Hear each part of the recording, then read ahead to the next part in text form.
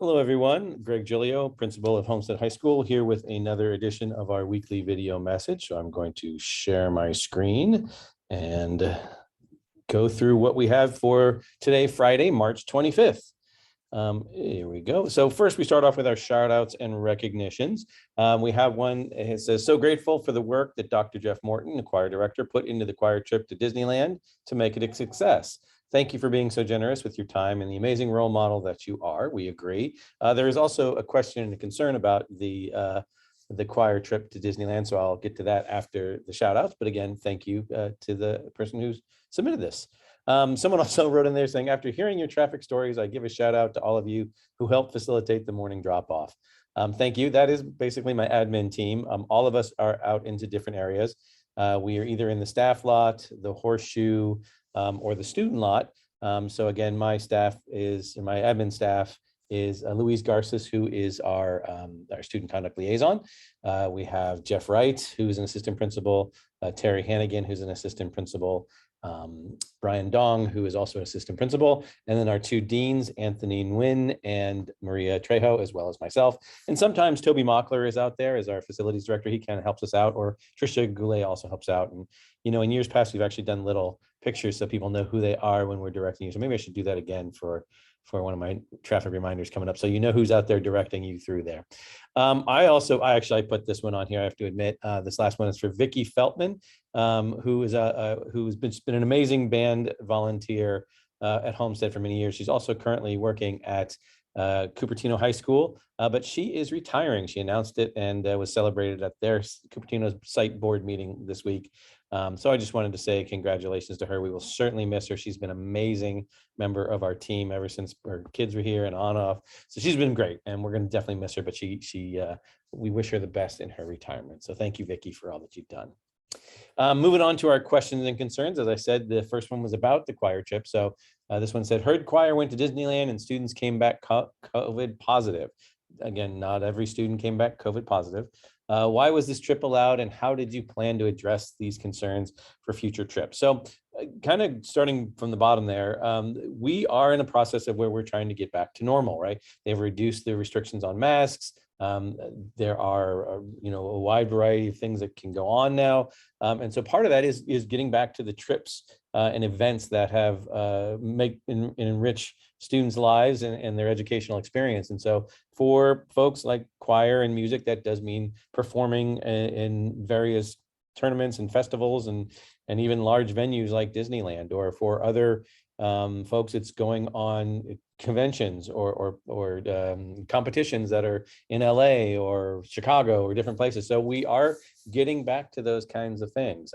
It is true, we did have an uptick last week in COVID positive. So we had two, the prior weeks before that, we had two, and then another one we had two, and then we had five this last week. Now, again, two of those were staff members that had nothing to do with the choir trip, but so a slight increase, definitely. So again, whether it was directly contributed to the choir trip or not, can't really say. There's a big possibility, but can't really say.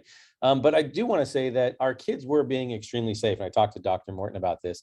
We did make sure that every kid get tested before they went. So all our kids came back negative before they took off for the trip.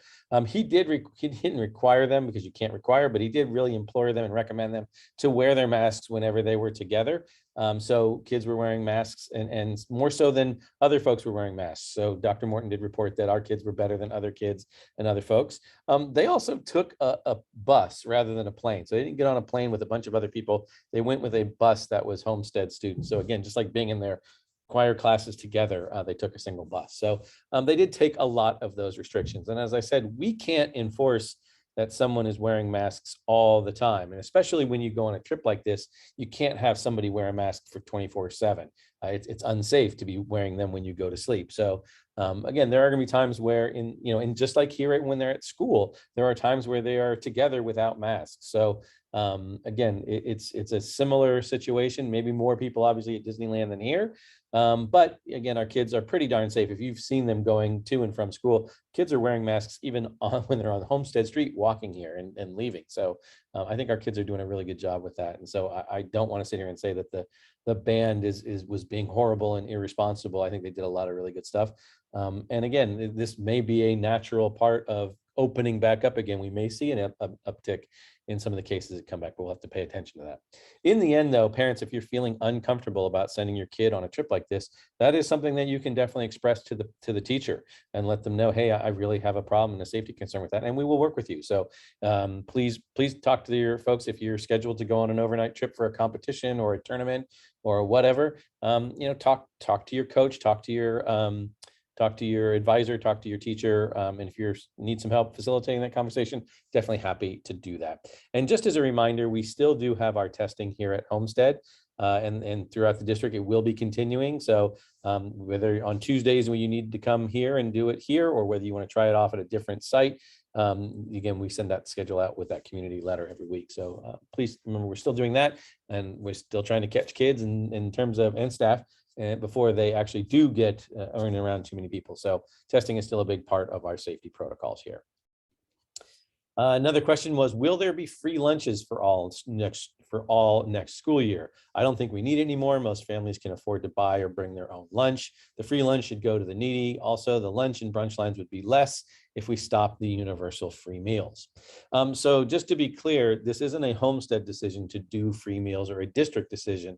This is coming from the state of California. They are the ones providing the funding as well as the directive. So this is something that, as a tool of the California Department of Education and as part of the state government here, this public schools do follow those rules that come down. So we are following what we are being told by our folks up in the state capitol, and from what we hear, it's going to happen next year. There's even discussions about how long to continue doing this, whether it's another year or whether they do it in perpetuity. I don't know, but I do hear that there is another conversation about continuing it next year. Now, I can't disagree that the lines would be shorter if we weren't doing free lunches. Back when we were doing free lunches, we were serving about half as many kids as we do, or not before free lunches, we were serving half as many kids as we do now. But right now we're serving about 800 to 1,000 students for both brunch and lunch. And again, just to be clear, that's 800 to 1,000 kids at brunch and then 800 to 1,000 kids at lunch. And again, depending on the day, sometimes it's a little less, sometimes it's a little bit more, but that's about where we are. I'd still want to remind folks that yes, the lines do look and feel long in the beginning. But when we've been timing and looking at the lines, kids are, even at the longest, kids are in and out of the line in 15 minutes. And so at brunch time, they only have 15 minutes. So we serve every kid that comes through. And even if the bell rings and they're just running up to the door, we will serve them. So they are getting their food. So again, they're cleared after 15 minutes. And so during lunch is 45 minutes long. So they have another half hour even to come back and get food at different times where there's no line. So it's definitely not prohibiting people from getting food unless they look at it and say, oh, I just don't want to stand in that, and they go walk away. There is the ability to get food. We do have 3 locations on campus, and if we do end up having free lunch again next year, there's going to be some expansion of that process. Right now, there is an open cart in front of the student center that serves, roughly 100 or so kids. There's another cart that's sort of inside the cafeteria that doesn't usually serve as many kids, but it serves a handful, kind of takes some of the pressure off the other line. The majority of kids still do go through the food service line, which is the main cafeteria line. But next year, if we do have this, we're going to spread them out a little bit more, have a little bit better setups. And so again, should be helpful in getting food sent out to you. Again, you do have a choice as to whether you wish to have free lunch or whether you wish to bring your own. So again, or because we're located so close to a bunch of, places around town here, and our campus is open at lunch, you can bring your own lunch. You can choose to go off campus and get your own lunch. Again, that's a family decision. But if you don't like the long lines and you're feeling they're too long, or you don't like the choices that are there, you do have the right to bring your own or go get your own. So again, I do think our food service does a great job. I actually think they're doing a lot of really good things with what the state is giving them. And so again, I would highly recommend that you take advantage of the free food. And it doesn't matter whether you can or can't afford it. It's just something that kind of helps make the day go by a little more quickly. And for some kids, they bring their own lunch and they go get the free lunch, because when I was in high school, I know I probably would have eaten 2 lunches.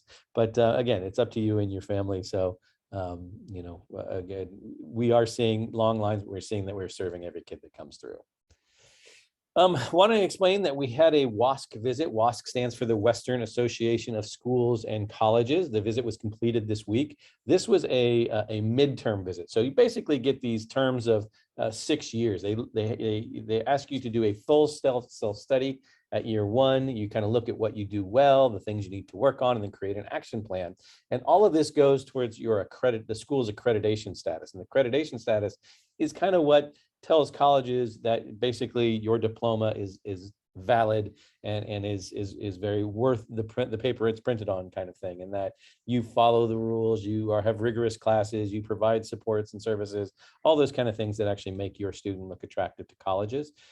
So this was a midterm review. So this is the middle of the 6 years. So it was a little bit smaller. Actually, this was a weird one. We hadn't done this before. It was all virtual. So there were a couple members of the visiting team that came and met with students, staff, different site or district office personnel. And so asked some more questions, checked in on things, visited classrooms virtually.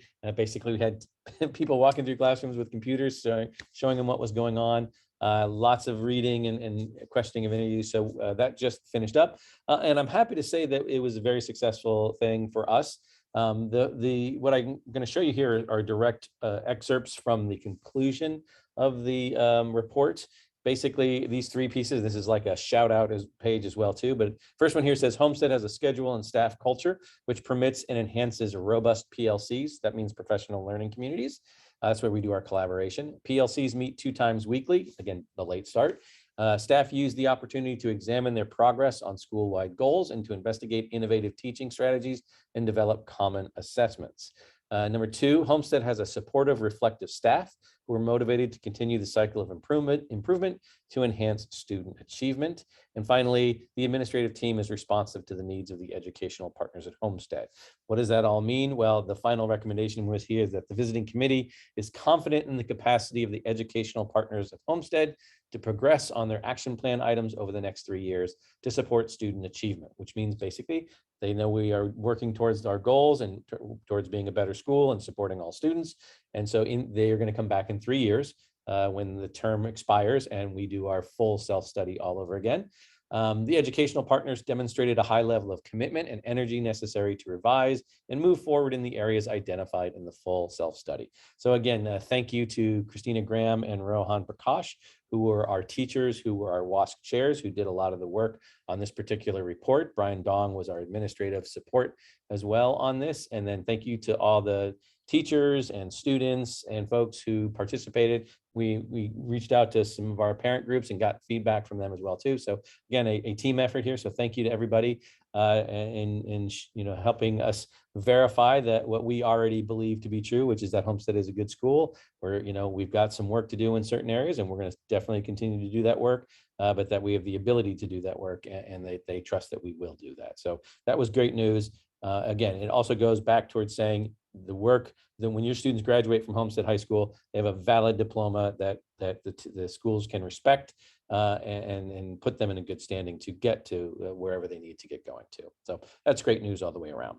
On a not so great piece, I want to go back to traffic. And we had a pretty scary situation this week. Some of you may have seen the video that was circulating on some of our forums or next door kind of thing, where we actually had a student on a bike who was hit by a car. And fortunately, the student was okay. It was a very slow moving accident. It kind of, was one of those things where, had split second reactions, and if they hadn't had split second reactions, it may have been worse. But basically what happened was, this happened right at the exit of the student lot. And our bikers like to use, or not like to, they need to use the access road, which is the road between the iHub and the student lot to get to a portion of the bike racks. We don't have them go through the student lot because obviously bikes and cars don't mix.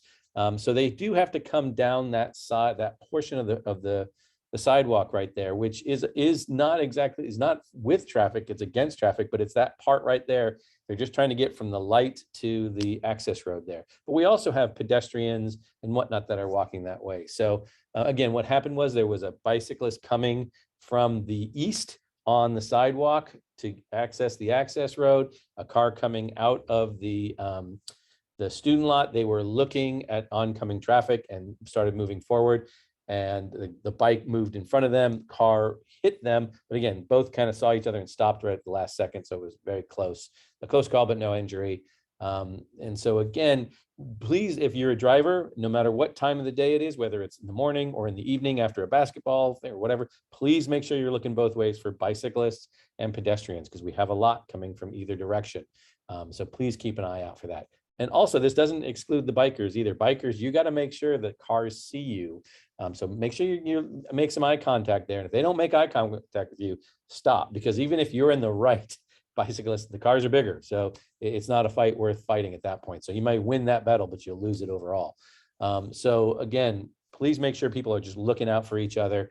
And again, in this case, one of the things that didn't also happen too is that the student didn't come to the office and tell us that something had happened.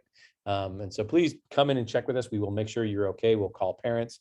If you're the driver, please make sure you stay with the student and bring that student to the office. Just we want to make sure everyone's safe and everyone's okay. We're not here to try and bust people, but we want to make sure that, people don't get in more trouble by leaving the scene of an accident or, just thinking everything's okay. And then all of a sudden the kid collapses later because they hit their head or something. So we want to make sure everyone is okay, including the driver, because that's a stressful situation. So please come to the office or call us or let us know what's going on.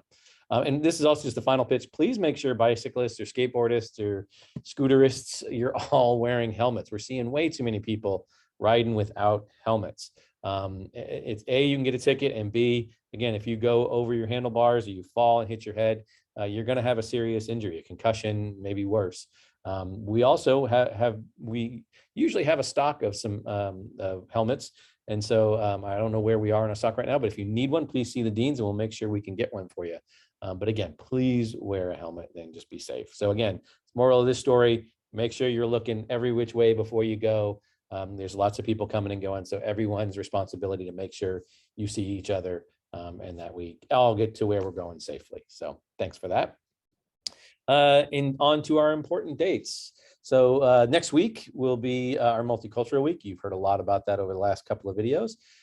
Junior prom, again, that's starting on April 8th. And actually the ticket sales have already begun. So if you have a junior and they're interested in going, make sure they're checking in with ASB. You can buy them online, the tickets that is.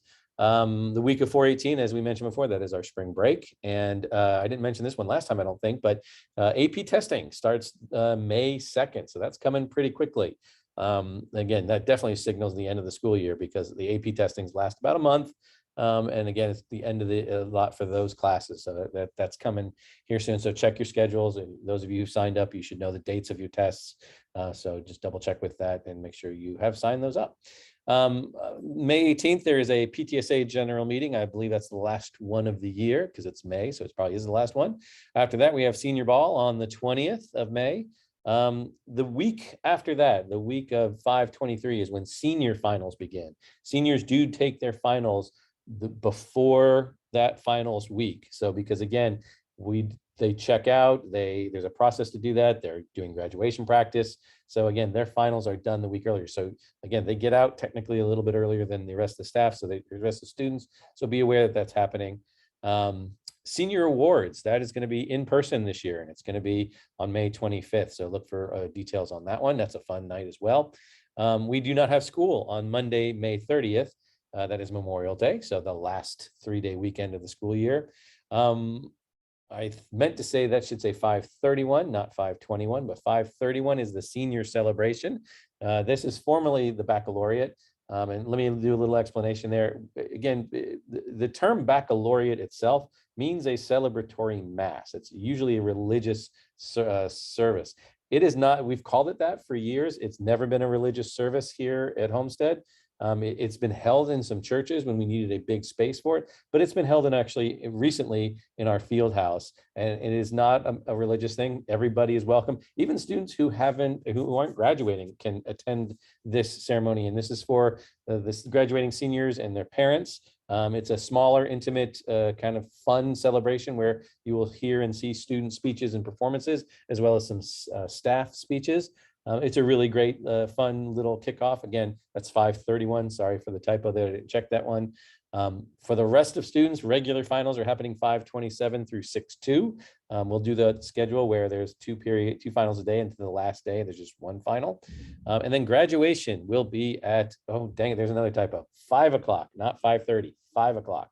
I better change these when I do the PowerPoint on here. So we used to do graduation at 3:30. When we did all these different ceremonies, we realized people like the later evening one because it's a little bit cooler. It gives people a chance to get there. They're not scrambling to get out of work and get there. So on the 2nd, graduation's at 5 o'clock. Sorry about that, 5:30, 5 o'clock.